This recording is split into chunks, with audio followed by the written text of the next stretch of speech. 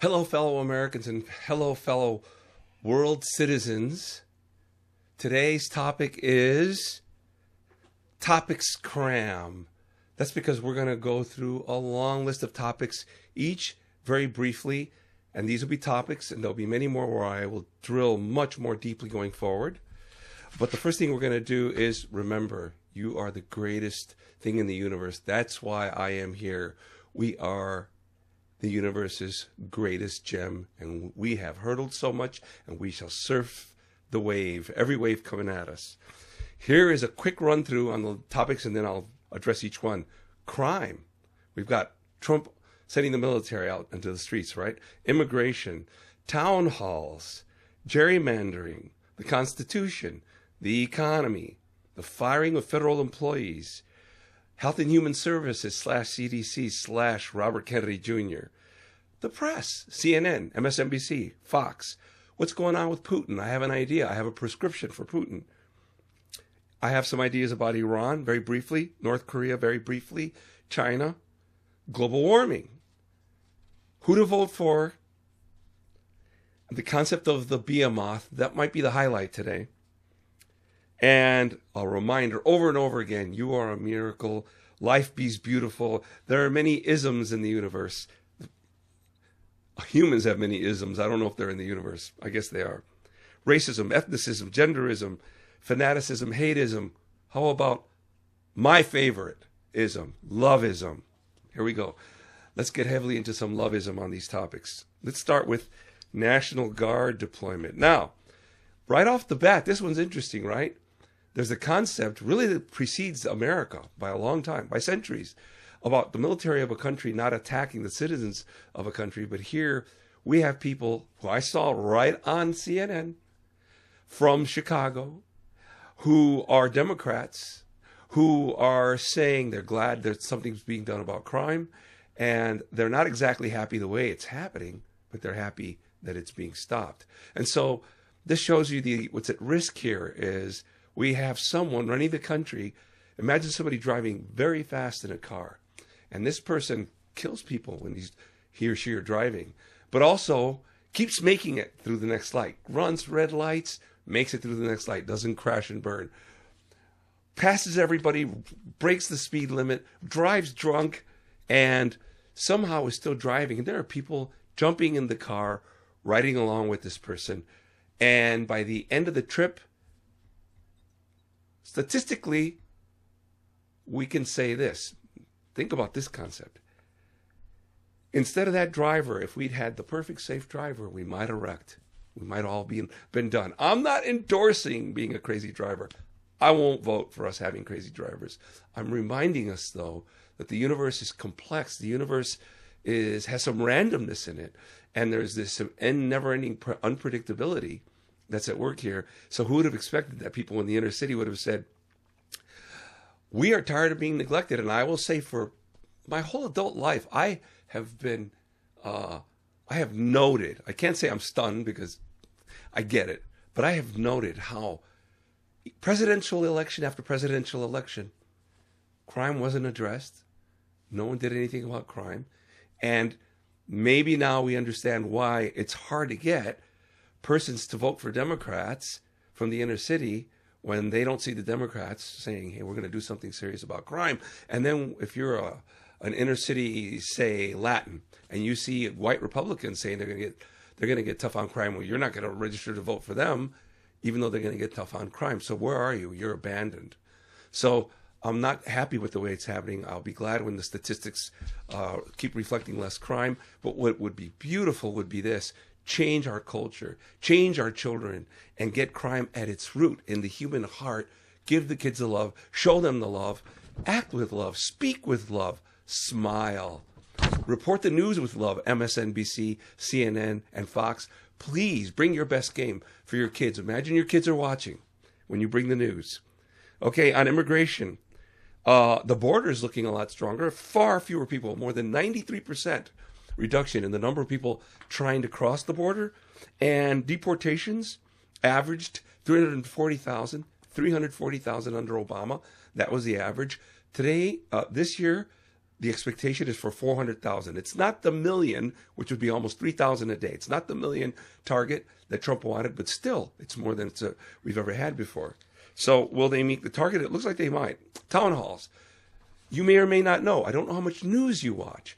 So I'm going to shape what's going on about town halls. We have a government. We've got a president, and call it the, let's see, how shall I draw this? We got a president. It's a triangle, right? We got a do it. Here we go. President. We've got the courts, the Supreme Court and all the federal courts, and then we have the Congress. And really the Congress is the foundation, and it has House of Representatives and Senators. Representatives each have to run every 2 years, and there are 435 congressional seats, House of Representatives. There are only 100 senators. And because there are 435 congressional seats, each congressman represents around 750,000 people, and they're in a small area. We have 52 of those in the state of California, and they do town halls. They meet the citizens. And lately, the Republicans have really been smashed when they've held town halls. I admire the courage of any Republican congressman to hold a town hall because they're under attack. And their own party are really getting after them, their own citizens. There's been talk about maybe on Fox, I haven't seen them, but I've heard the talk about the possibility that there are Democrats crashing the party and pretending to be Republicans or not pretending to be Republicans and going in and raising a ruckus at these town halls. The fact is that town halls are real. Watch it a little bit. It's very heartfelt. The biggest frustration you're going to see, people feeling that the Republicans could tamp Trump in the Congress, and they want senators to do it too. They have a few town halls as well, and it's not being done, and people are showing up. So there are the protests by Democrats everywhere in the country. I don't think we're seeing protests by Republicans on the streets anywhere in the country against Trump, but we are seeing them in the town halls, and that's significant, right? When the people who voted for him are frustrated, and they love him. There's a lot of good stats too that are looking good for Trump. So this is just one aspect of a large story. I'm not saying that his overall popularity is falling. It's not. But this is a sign, too. There's something under the surface with Republicans that could end up influencing, diminishing Trump's influence, for better and worse. Okay. Here we go. Let's talk about gerrymandering. Now, look. Gerrymandering is this.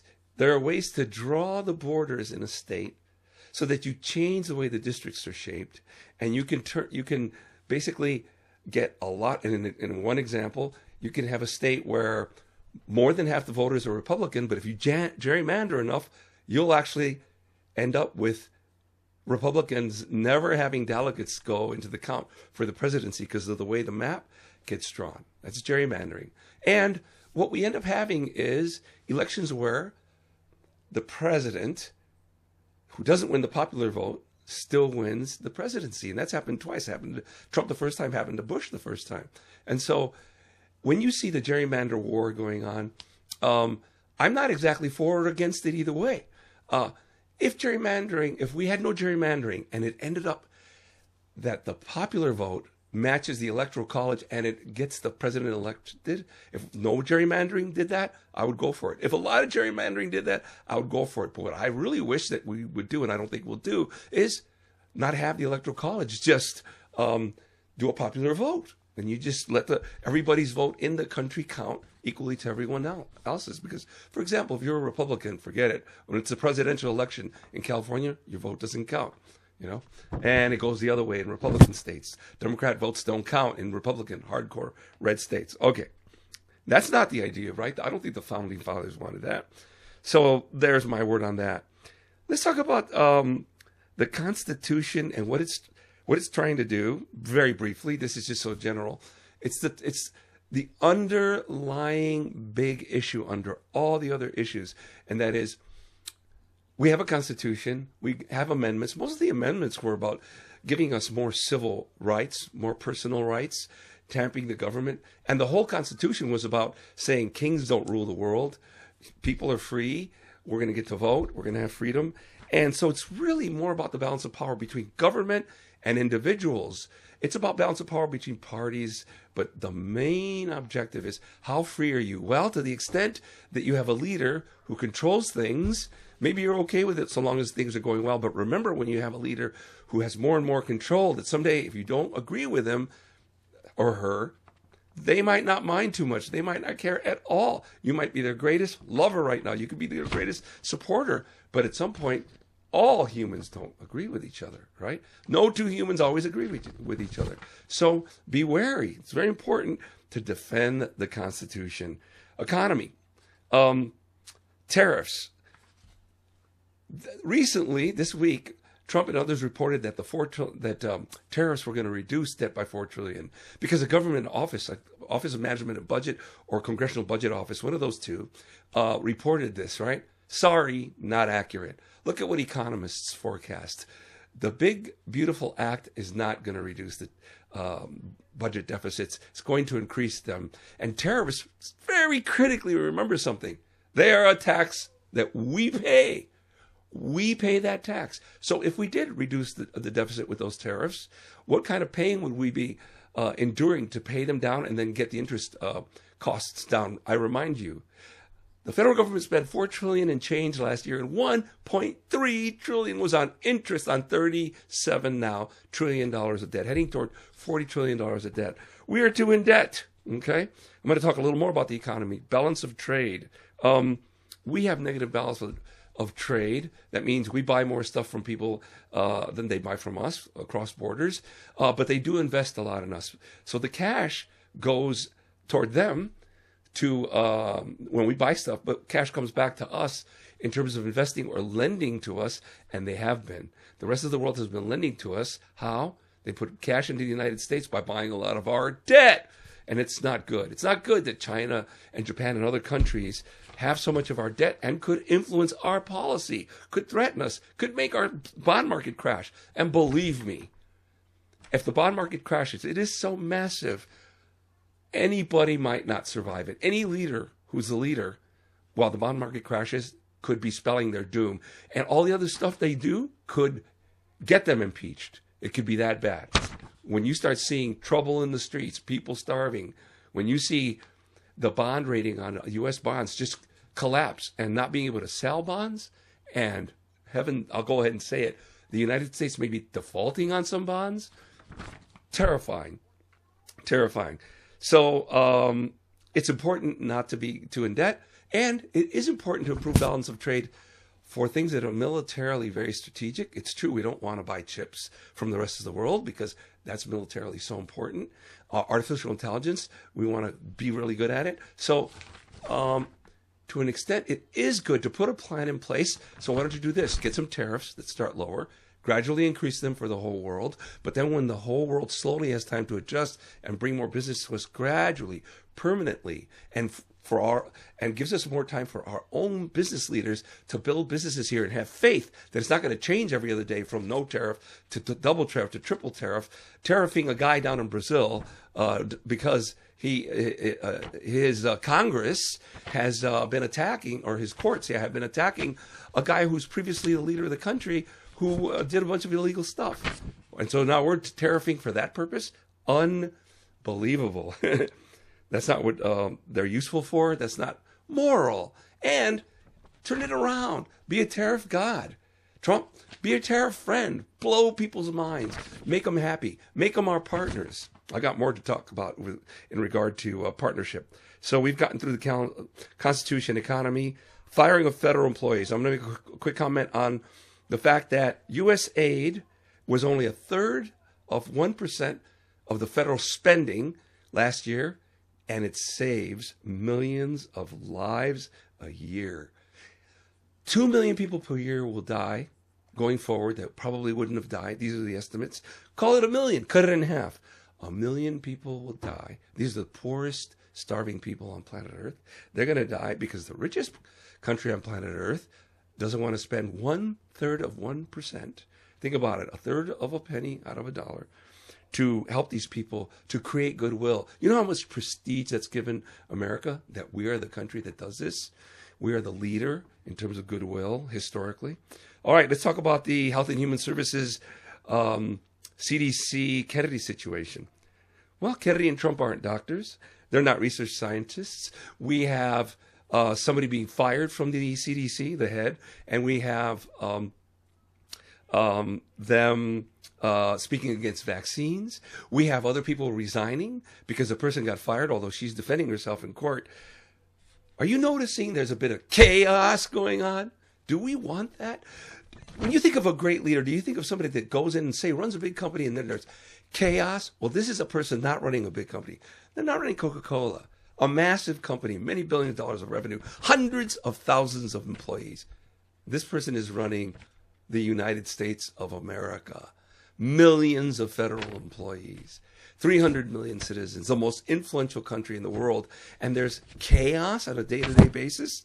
Is that what we really prefer? Again, it's like the reckless, crazy driver. Somehow, some of it's working. The border's more secure. Cities are going to be more safe. I hope it'll stick. I hope it doesn't it's not just more safe while the National Guard are there, and then it changes when they go away. Again, how are we going to make it stick? I'll repeat myself. Show them the love. Use your lovism power. All of us, CNN, Fox, MSNBC, all of us, we're here. We got it. We got the control. We're on the air. We've got the kids watching us. They watch us at the kitchen table. They hear us on the phone. They see the movies that we watch. They hear the music that we listen to.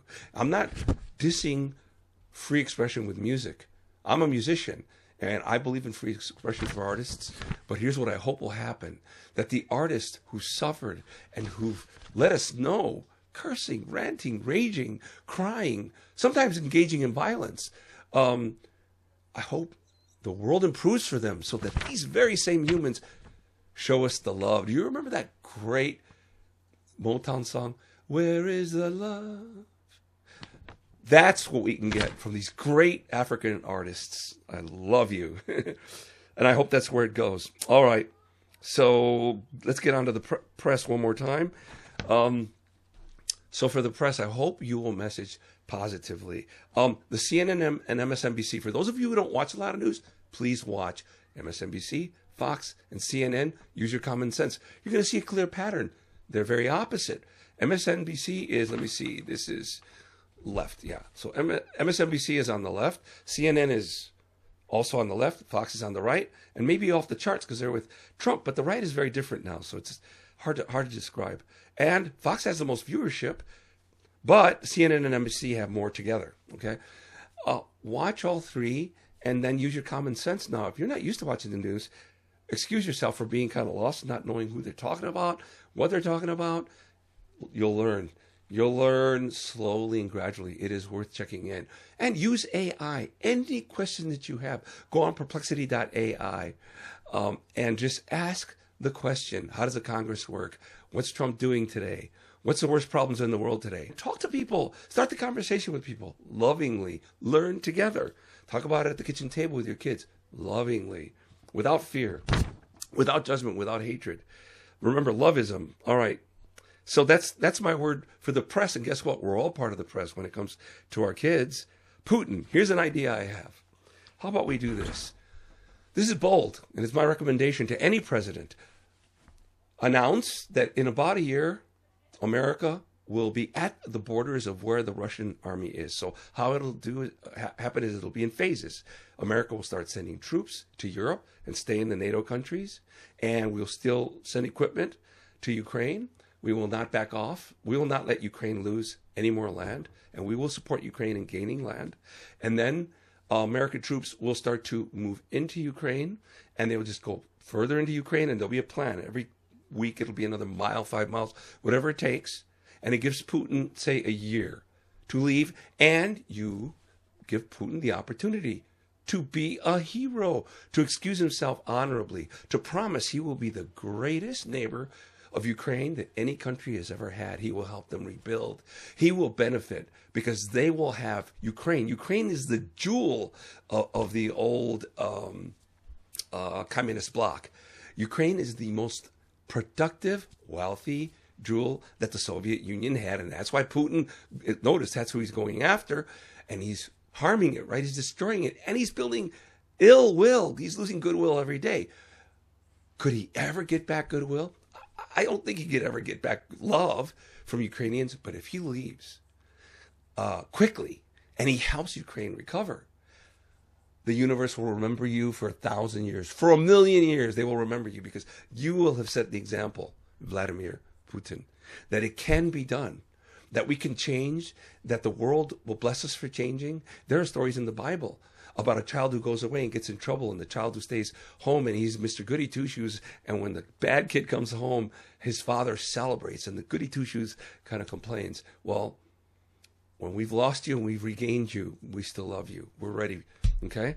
That may sound absurd to you, but I think Putin seeing troops in Europe and then seeing troops in Ukraine, but always reminding him, this is real, but this is not from hatred, cynicism, or from a failure to love Russia. We love Russia. We love Russians. We love Russian music. We love Russian ballet. Russians sound cool. The Russian accent is beyond cool. We love Russia. You helped us win World War II. We were allies. And you're not really communist anymore. You're something different. So join us again. At one point, Vladimir Putin, you yourself spoke about joining NATO, I believe. I think I'm remembering that correctly. Hey, fact check me, everybody. Go on AI. All right. So there's my idea for Putin. On Iran, quickly, we obliterated a mountainside. We don't know if we obliterated Iran's ability to produce weapons of, to produce an atom bomb. But I'm glad we put a dent in, and I hope we stopped them. I think we put a significant dent, but I have no idea if they're going to come back at us and they're going to do something, if they're going to actually threaten us again or build bombs in secret, because we just don't know. How about we somehow use the same idea maybe with Putin, and that is a big, big stick and a big carrot.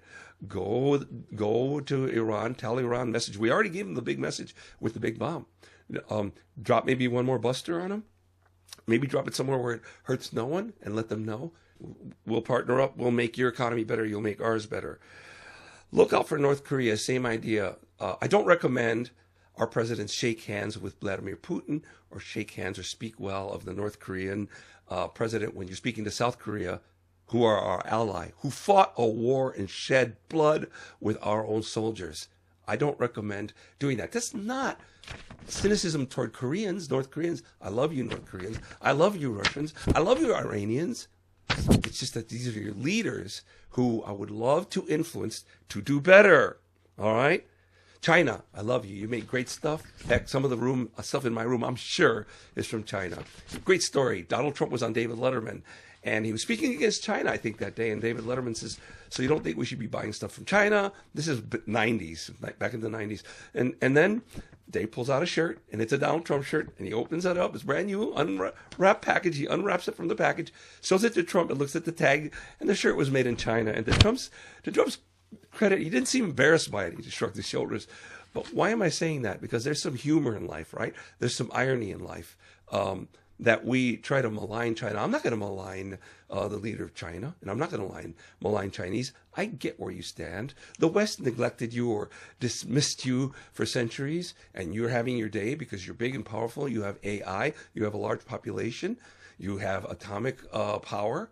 And so I have the greatest respect for you, China, and I have greater, deeper respect for your philosophy, your culture, your honoring of each other when you join us and don't threaten us. And please move toward democracy. Your people are ready.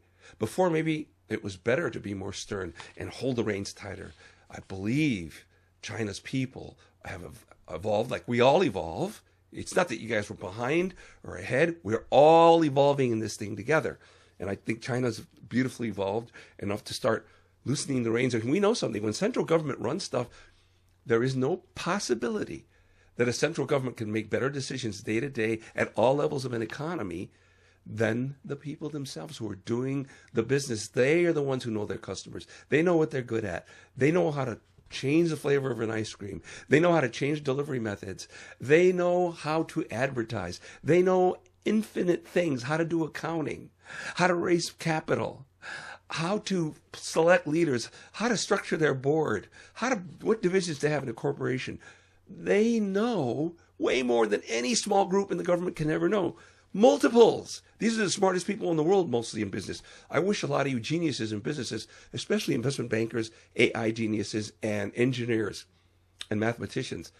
Why don't some of you go for president? You're geniuses. you have the reputation of being geeks in the corner, but I'm sure many of you have all the social tools and plenty more to be the big behemoth to make the world a better place. Bring your genius to government. Inspire us. Blow our mind. Become heroes. Become famous for 1,000,000 years. Do it. I want to talk about global warming. Okay? It is happening. That's why we have more storms. The average temperature of planet Earth every day for years now is warmer. The average temperature of the whole surface is warmer every day for years than it was the year previous, because that's what you compare with. You, every day of the year, you compare with what the temperature was a year ago to know if there's global warming. There's no question there's global warming. We have more fires in California. I spoke with a fire chief just 2 weeks ago. He'd never seen a 10,000-acre fire. They have them all the time now, hundreds of thousands of acres. He'd been in the business for decades. Now they happen all the time. And air conditioners are suffering in Phoenix. Friends of mine, air conditioners are suffering.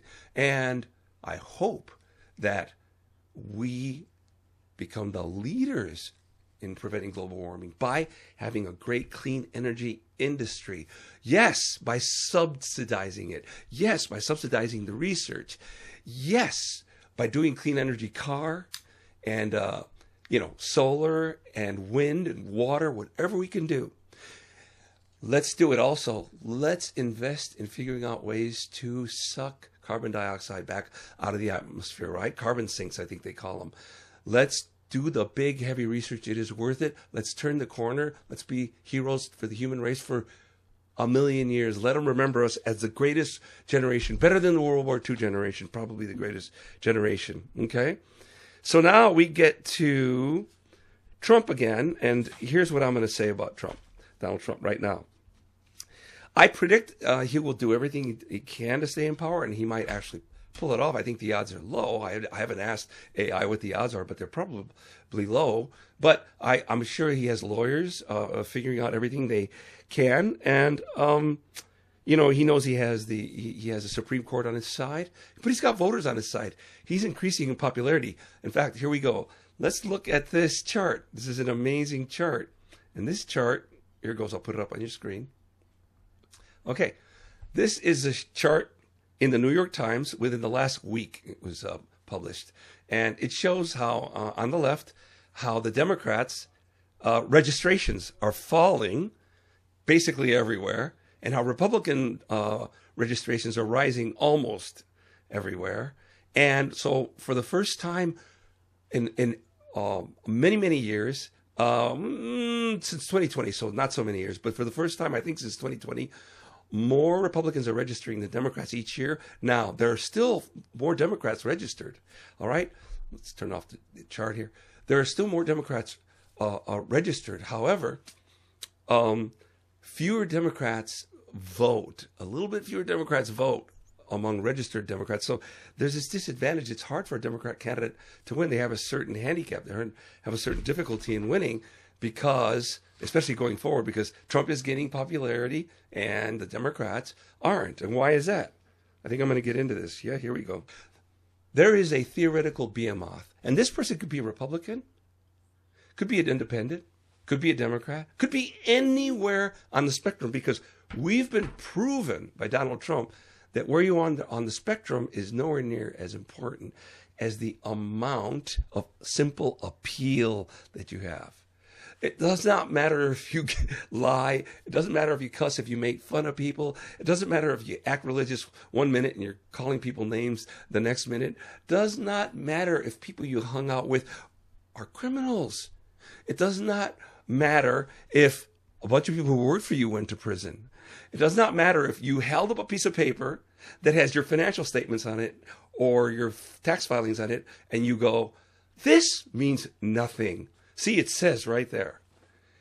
We have put in office somebody who's done that, and plenty more. As a person who's driven companies into bankruptcy, he's also made some money with other investments. But this is a person who has a mixed bag of success. All right. So, who is this hypothetical behemoth? My best favorite behemoth would be someone who's probably independent, but is pulling hard left right now to move us toward constitutionalism. So my behemoth maybe an AI programmer, maybe an engineer or a physicist. You may be 30 or 40 years old. Are you the Behemoth? Are you out there? Somebody that is kind, brilliant, energetic. Wouldn't hurt if you were charismatic, good looking, and maybe have some background in entertainment. Maybe you're a musician. Can you tell I'm making fun of myself a little bit here? Oh, how I wish I could be this Behemoth, but I can't. I'm not. I'm not the Behemoth. I'm not even the Behemoth of this realm here where I'm starting to podcast. However, I can conceive of this person, and if you're out there, listen to me. Get in the game. Explore. But if you're that much of a Behemoth, I say run for Congress. Run as a representative. Contact me. I'll help you get started. Or just use AI. It'll help you much more than I could ever help you. Run for Congress. It's a great place to start if you have a graduate degree. That wouldn't hurt. But you don't have to. You could be somebody that never went to college. You could be somebody who flunked your way, barely got through college. There are no absolute rules in this game. We're seeing that now. But what you are is a person who people like, who people love, who can influence people to do what you want them to do. And my Behemoth wants to be the biggest hero in the history of mankind and wants to earn it. My Behemoth loves us. My Behemoth is the king and queen and every gender LGBTQ of love. This is a person we all would admire, including all the way from Bernie Sanders to Donald Trump. That's the Behemoth I'm imagining. Are you there? Knock, knock. Are you there? If you're out there, go for it. I hope there's 1,000 of you out there, and I hope 500 of you run for Congress. This time around, you can still jump in the race for 2026. I was in it, and then I dropped out. I'll remind, I had a heart attack on May 22nd, and that and a bunch of other stuff led to me being very happy doing what I'm doing now. So there's my Behemoth concept, and there it is. This is my, what I call it, topics cram for the day. I am Albert Mora. I am Albert J. Mora for the people. This is episode 2 of Albert J. Mora for the people. Remember, you are human beings in this entire spectacular universe. You are my heroes. I am your greatest fan. I am here because I love each of you with all my heart. See you in episode 3. Remember, visit albertjmora.com. It's briefly down. We're repackaging it so that we can get the message out. See you soon. Thank you.